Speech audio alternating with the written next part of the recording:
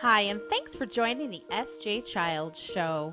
The S.J. Child Show brings value to families through education and resources.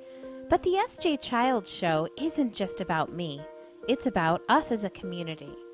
Join me as we help educate and support our community, help bring kindness and love and inclusion to all. Thank you so much for taking the time to listen and watch. I really appreciate all the support from all of the viewers and listeners, and I just want to let you know I want you to join me on this journey.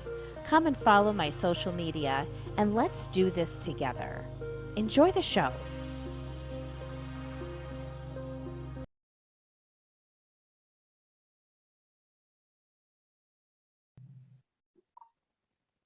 Hi, and welcome to the SG Child Show. I'm your host, SG Childs, and today I have special guests all the way from Pennsylvania, Cristal and Andrew or Andy Underwood.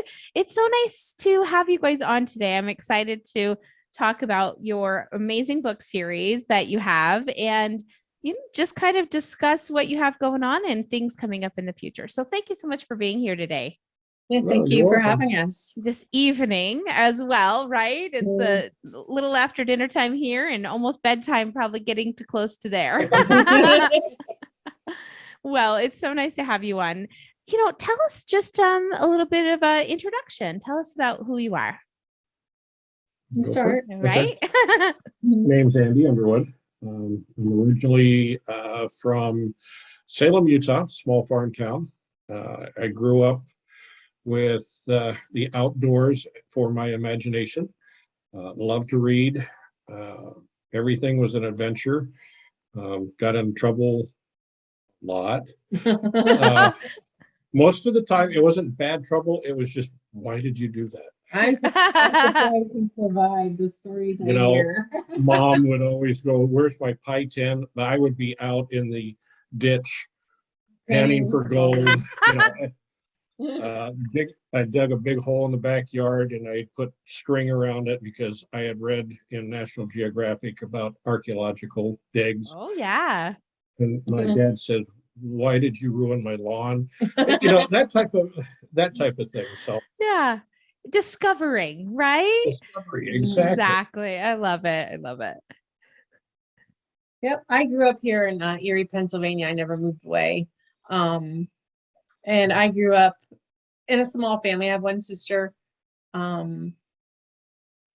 I started writing probably around first grade. They had like little contests every year where you could write poetry and you could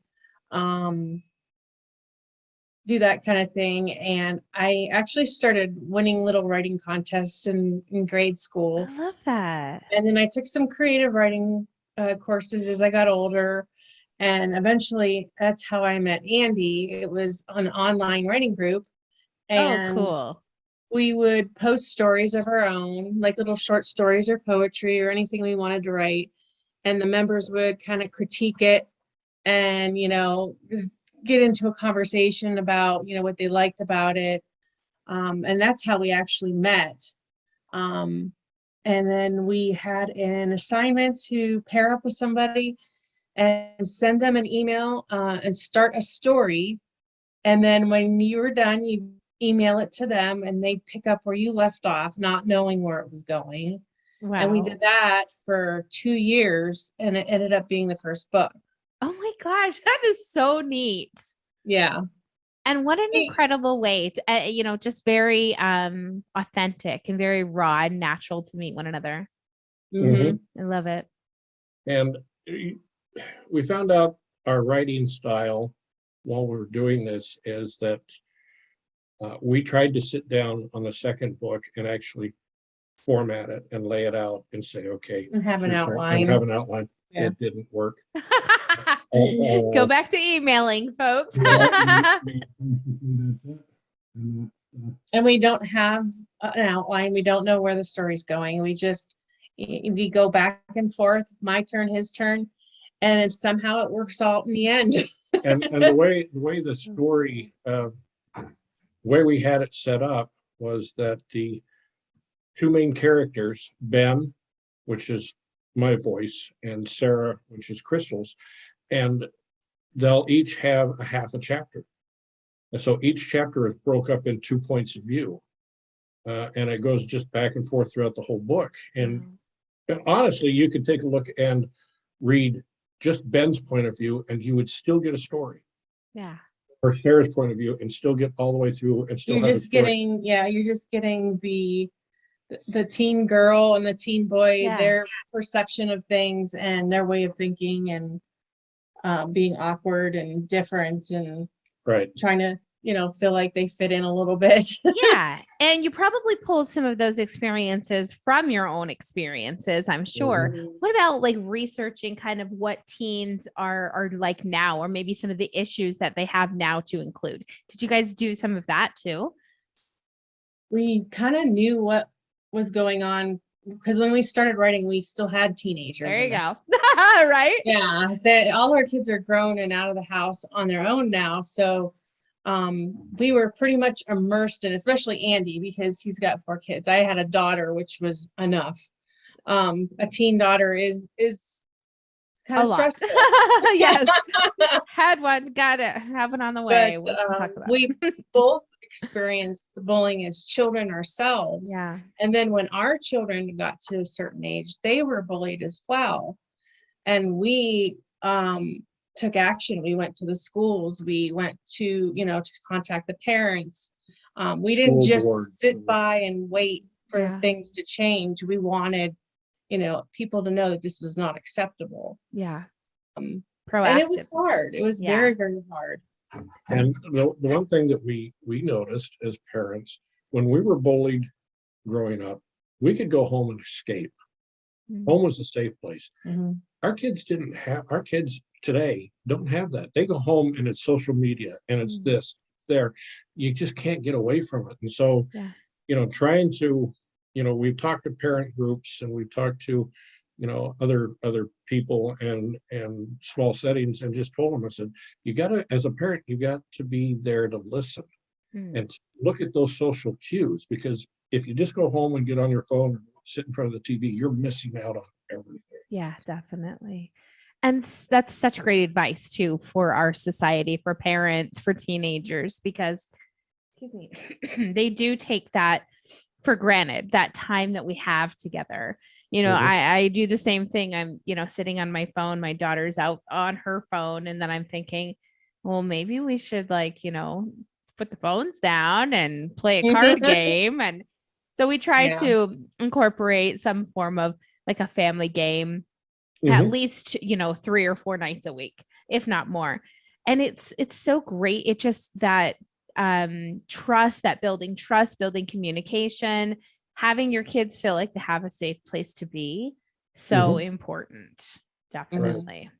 And they all have different communication styles too. So each one is different. One, you might be able to sit down and look at them face to face and discuss something and be rational and not have any, arguments about, perspective or what their feelings are. Another person, like my daughter, to sit and talk to her face to face makes her uncomfortable. I would always take her in the car for a ride, and she would not be looking at me because I would be looking at the road. She'd be looking out the window, enjoying the view. And we had the best conversations that way. I love that.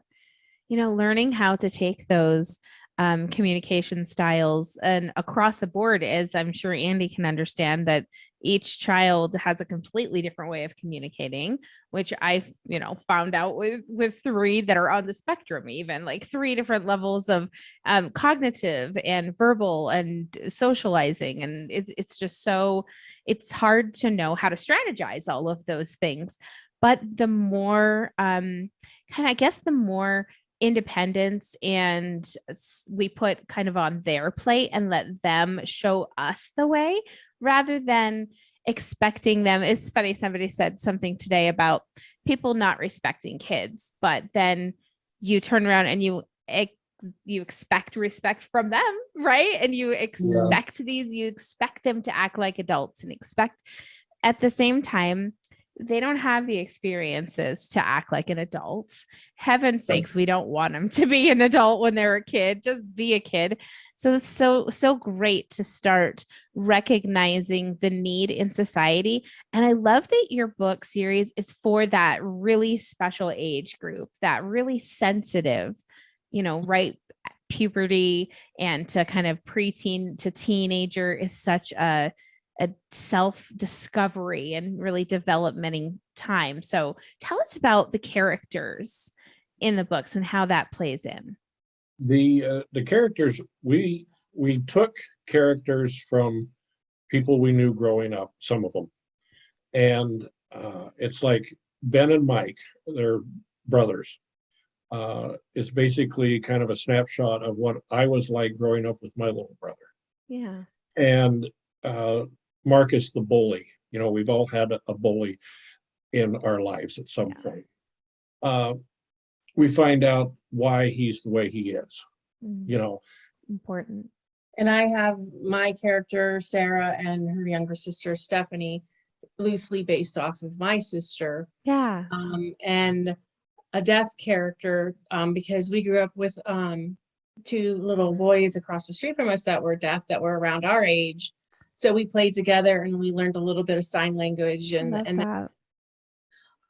so it's just the characters are all different. They don't quite fit in to society of what would be considered the norm. They kind of think they're say freaks, but like Ben is a geek, and Ben's little brother has an imaginary friend that he talks to all the time. Sarah is able to see ghosts, and her little sister has premonitions in her dreams. Ooh.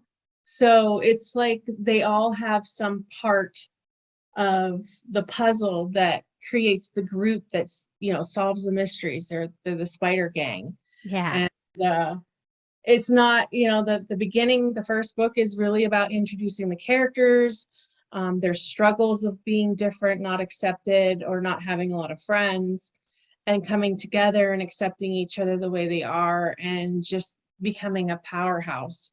I mean, they do everything together, and they do eventually solve the mystery at the end. Yeah. And then the second book, really, the powers amp up, because they add a couple people to their group that makes it complete. Aww. And so their powers amp up, and then they can't control them. So they have to figure out how to get by without people noticing, and how to use them. And wow. Yeah. And so it's exciting. I mean, you'll have to take our word for it until you read it yourself. Yeah. Once you've read it, then you'll say, when's the next book done? And then once that, and you say, when's the story going to continue? And we had a friend who had published some books, and he was also an editor, and we sent him the very raw. This was emails down into just cut and paste into Word, and we sent it to him. And then it's like 6 o'clock in the morning, we get this email that says, I couldn't put it down. I read it all night long. I am tired. And I said, there's a lot of things that need to be fixed. I said, but your story is solid. Oh, and that's he great. read through the whole thing because it resonates with people. Yeah. It's back in a time where your imagination was important, and you could go outside and have adventures in your own backyard or in your own town. Yeah. And I think a lot of kids, they don't know what that's like. they don't know what that's like. And so when they read this, that I can have an adventure in my own town, I can take this and I can put it away, and I can go outside and I can walk the neighborhood and I can see, oh my goodness, like the town we grew up in, that we live in right now, used to be home to a circus. Oh. And they would, when the circus would come home, this was their home base. And when they come home, they'd have a parade that would go down the street with the elephants and the circus animals and stuff like that. And so when you get to the third book, you're going to see some of those characteristics of that history reflected in the book. Mm-hmm. And so when you read it, you just, it's scary, but not too scary. Yeah. Mhm. and the next chapter just wants to pull you into the next chapter. And we kind of snuck in life lessons I love it. without making it seem preachy. Because as soon as Right. you start to preach to a kid, They lose they interest. Yeah. Mhm. it Shut goes down, off. huh? Yep. But if you can create a story that says, hey, it's okay to be different, it's okay to get along with everybody, it's okay to accept, it's okay for me to be different. Yeah. I don't have to fit into the cubby hole that everybody says is normal. Yeah. I can be okay with myself, and I can be okay with my friend being different. I can be okay with my wife being different. It's fine. Yeah, I 'cause- think that's great. yeah. It's super important message. Sorry, Crystal. That's okay. That's okay. It's just since we both grew up and struggled with bullying. Myself, I struggled with social anxiety and a panic disorder, and I wasn't diagnosed until I was about 20 years old. But I struggled really bad in school, and I went through a lot of therapy. I went to the guidance counselor's office constantly. My parents called me sensitive. They didn't know what to do with me. So it wasn't until I got into my 20s that I found help and I went through therapy, and I'm still going through therapy to learn how to handle it. But there's no shame in, saying, hey, I'm different, and that's a good thing. Mhm. I always wanted to fit in. And now that I look back, I'm like, you know what? I wish I knew now what I, knew then So what I know true. now, Mm. because I tried so hard to fit into a mold and tried so hard to be liked. And now it's totally different. I really don't care if people don't like me. Yeah, right? No, I completely understand that. I think that I resonate with that so much in that I was an only child from divorced parents. So it always felt very lonely and like I didn't belong in a family. I didn't belong Mhm. in the church group that everybody had brothers and sisters and all of the things, and I completely get that. And I was actually doing a podcast that it was very like vulnerable and uncovering all of these things about myself. And at the end, at the beginning, the gentleman had said, well, what was one of the things when you were like, 9 or 10 that you wanted more than anything? And I said, well, to belong. I just wanted to belong somewhere. I wanted to have something to belong to. And at the very end of the podcast, he, said, now you have this family, this best friend that is your husband for 18 years. And, these kids that love you and look up to you. You belong, like you do. And oh my gosh, I was like, oh, it's come true. Like, this like the childhood dream come true. And it was through so much struggle and so many me and my kids both have, or all three of them have outer ear microtia, which means we have just really teeny tiny little ears. They just look like babies' ears, basically. And I grew up and kids called me little ears all the time. Hey, little ears. Hey, little ears. And I was like pregnant with my, in my 30s at the grocery store. And somebody said, hey, little ears. And I was just like, no, enough is enough. Like, we're not going to be calling people. But it made me realize that, okay, my kids are going to go through this. It's not done. It didn't go away with my childhood, unfortunately. Like, it's going to continue through their, future with the people they run into. And I have to prepare them. Like, I have to make sure that they You got to give them the feel tools they need. exactly, that they feel confident and like they're proud of themselves for their differences, and kind of the same message, just be proud of your differences.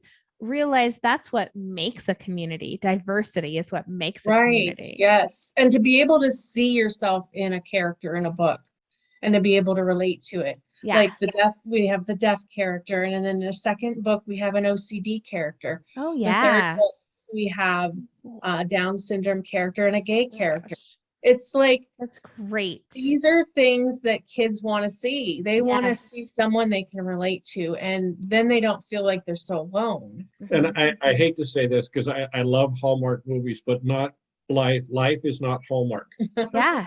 Life have different characters. They're not all beautiful, tall, full head of hair, great No, plaid because shirt, right? Right, No. plaid shirt, Yeah, exactly. exactly. Things are different in the real world. Yeah. It's exciting out there, and Yeah. there are adventures that these kids can have, and there are adventures that adults can have with their children that are and life is hard, and it's less hard if you have a few close friends. You don't have to have this huge group of friends. Right. You have a few close friends that you can lean on or talk to or hang out with. It makes a big difference. Yeah, definitely. Especially if they support you for who you are. You can be yourself when you're with them. That's really important. And we encourage our kids to just always really be themselves. Our 10-year-old especially, because she's our last child. So it's like, okay, we can perfect this. Just kidding. Right? We can be like, all the other things we messed up. Now we can really work on this now. But she, right away, I was like, okay, what is the problem? An issue that my 22-year-old, our son's in the middle. So we have the two daughters on the ends. And what could I prepare and instill in this little one that I saw the older one struggle with so much? And that was self-love. That was always that self-love for herself. And so right away, when Anna is our little one, when she was 2 or 3, I was telling her, how people say, oh, who do you love? Mommy, daddy, blah, blah. I would always tell her, if anyone asks you that, you say, I love me. I love me first. I love me first. And it wasn't to instill the sense of selfishness. It wasn't at all about that. It was all about having that love for yourself before anyone else.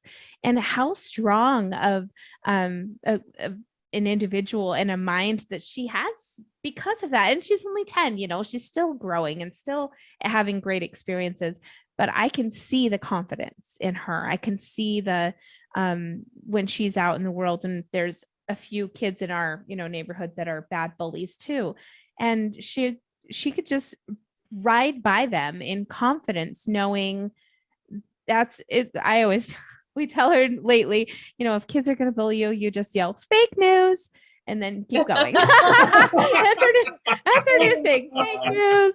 Yeah. So it doesn't hurt anyone's feelings. It's not offensive. It's just saying, I'm not going to believe that. Whatever, and just keep your own trust going and self-confidence. So important to build those skills in kids. Where could people find these wonderful books? Tell us, do you have a website? Tell us all the good stuff. We have a Facebook page that's spidergangmysteries.com, right? We have Instagram. Is that Spider Gang? I can't remember. Not sure if the Instagram says Spider Gang, but you can find them on a site if you wanted to order your own copy of it, the book patch.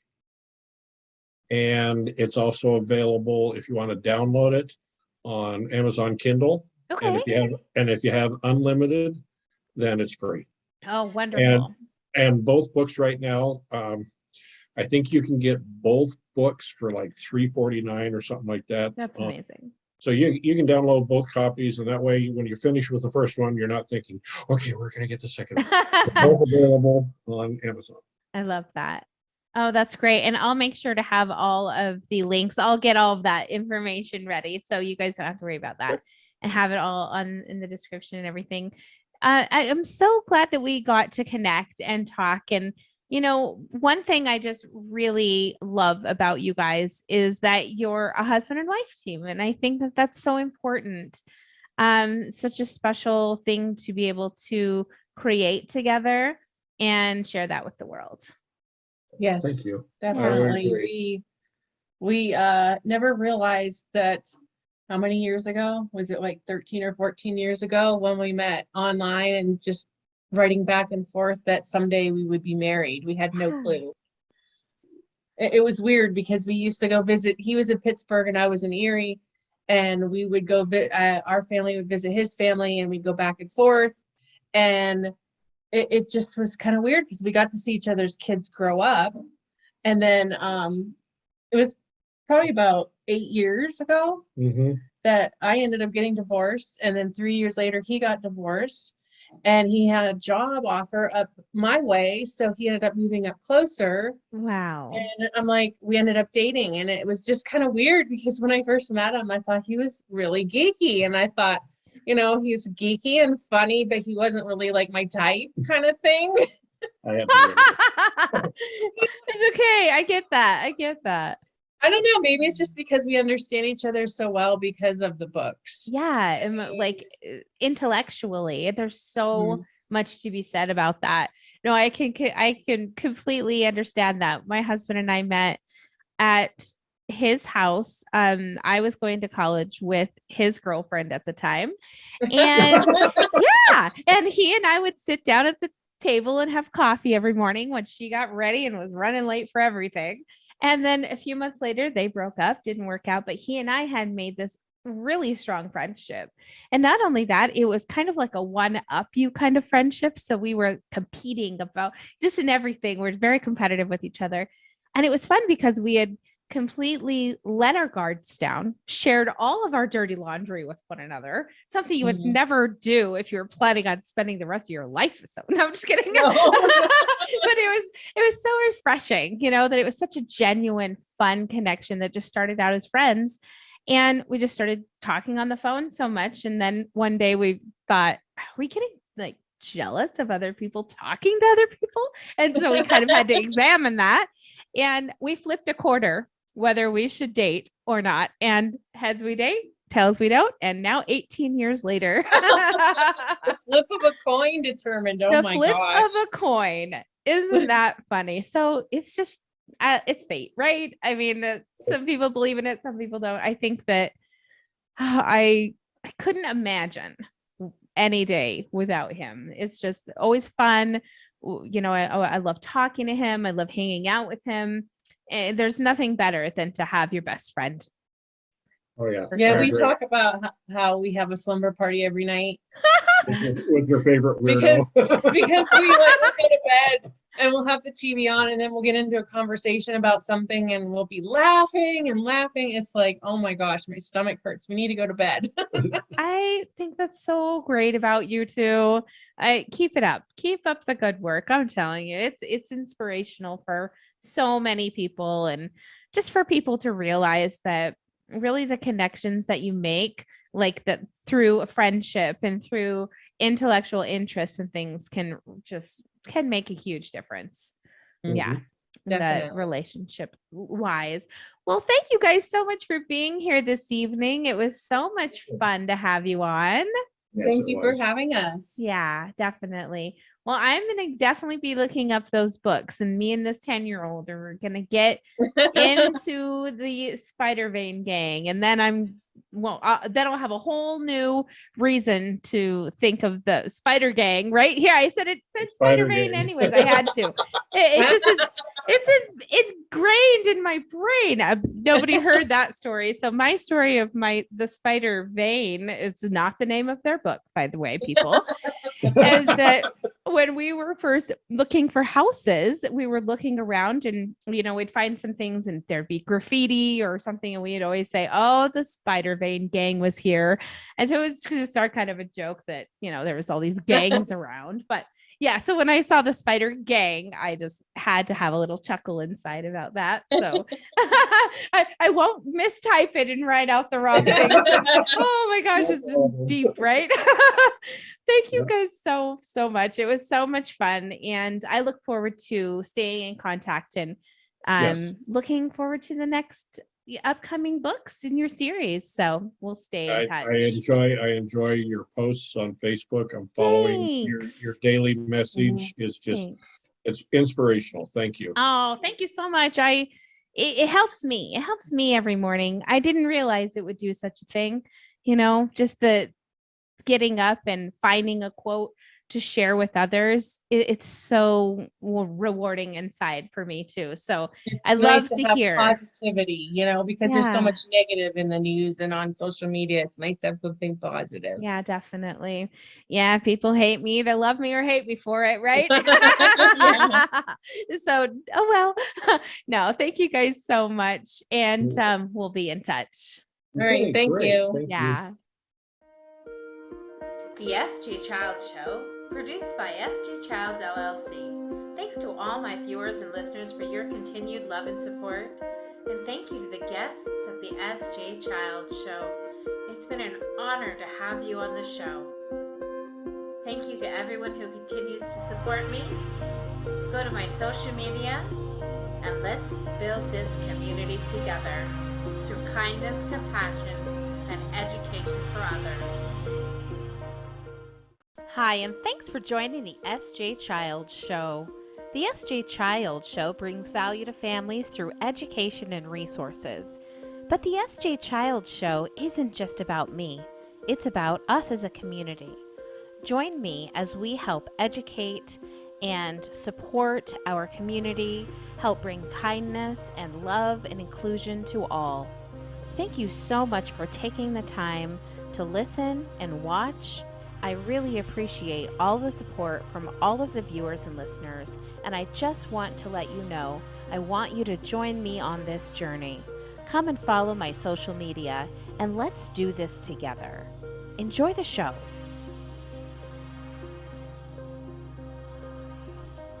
Introducing Autism Vehicle Home Safety Kits, Emergency Responder, alert stickers, personal profiles with autism needs and a communication board, masks and earplugs, keeping families and emergency responders educated and safe.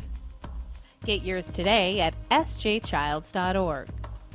Helping autism families impact their child's developmental milestones through home relocation, community resources, and home designs. For every 3 homes Natalie Castro sells, she funds and designs a sensory room for a community center servicing individuals with autism. She volunteers to coach law enforcement, first responders, and ER nurses how to have a positive experience for individuals on the autism spectrum.